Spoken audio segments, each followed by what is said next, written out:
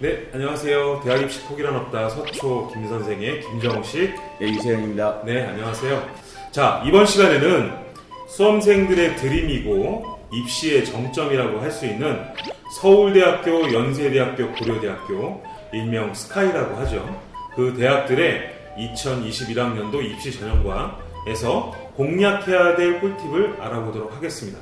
자, 유쌤, 올해도 서영고는 1등급의 전쟁터가 될 것 같고요. 그 다음에 1등급들의 그 학생부 교과전형이라든가 일반고 또 2등급 학생들에게는 학생부 종합전형 이런 부분들 또는 논술전형 이런 데 치열한 경쟁을 보일 것 같은데요. 유쌤은 어떻게 생각하시는지요? 예, 뭐 하여튼 스카이면은 지원할 수 있는 학생들이 그러니까 뭐 정해져 있다고 봐도 되겠죠. 그래서 일반고랑 뭐 특목고랑 했을 때요. 그래도 이제 그 각자가 지금 준비해온 과정이 있으니까 올해 바뀐 입시 요강을 좀 확인을 하고 지원을 좀 준비하는 게 본인한테 진로 대학 입시에서 좋은 결과가 나올 수 있는 방법이라 생각이 들고요. 그리고 뭐 이제 스카이를 얘기한다면은 이제 우선 뭐 서울대를 얘기한다면 올해 서울대 같은 경우는 이제 대략 한 2,442명 정도를 선발을 합니다. 그래서 전체 모집 인원에서 보면 76% 정도가 수시에서 이제 선발을 하는 거고요.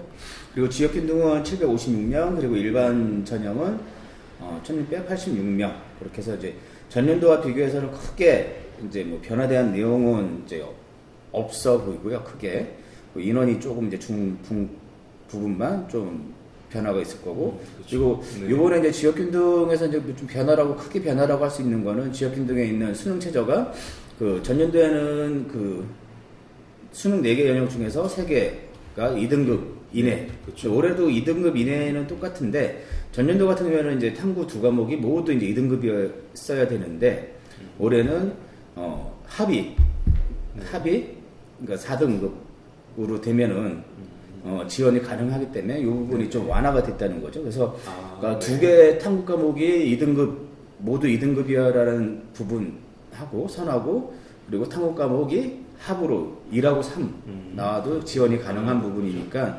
수능 최저가 좀 완화됐다고 좀 보여집니다. 그리고 이제 선발 방식 변화에서는 디자인학부에서 디자인학부 지형균등 선발에서 이제 올해 선발을 하는데 실기가 없어졌어요. 그래서 실기를 준비하지 않은 학생도 디자인 쪽에 지원을 생각하는 학생들도 지원이 가능하게 되었다라고 이제 보여지고요.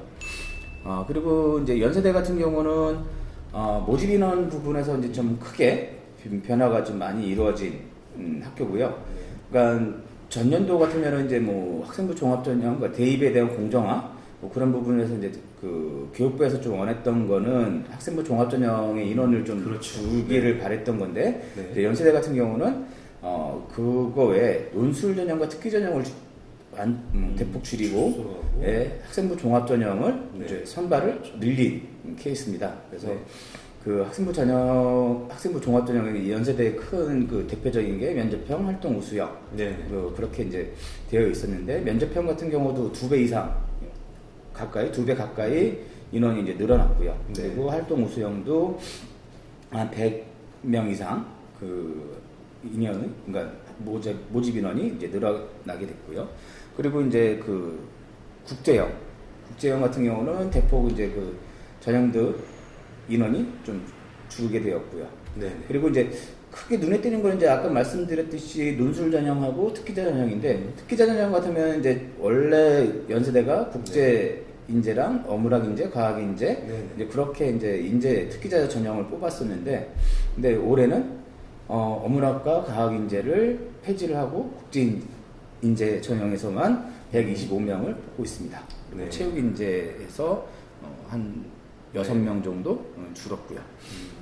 그래서 그렇게 좀 연세대는 모집 인원에 대한 변화가 있었고, 그리고 이제 또 연대랑 고대랑 올해 가장 그 좀 새롭게 학과가 신설된 학과가 바로 이제 시스템 반도체 학과고요. 그래서 연대 같으면 정원에 특별 정원으로 해서 수시에 40명을 모집을 한다는 거.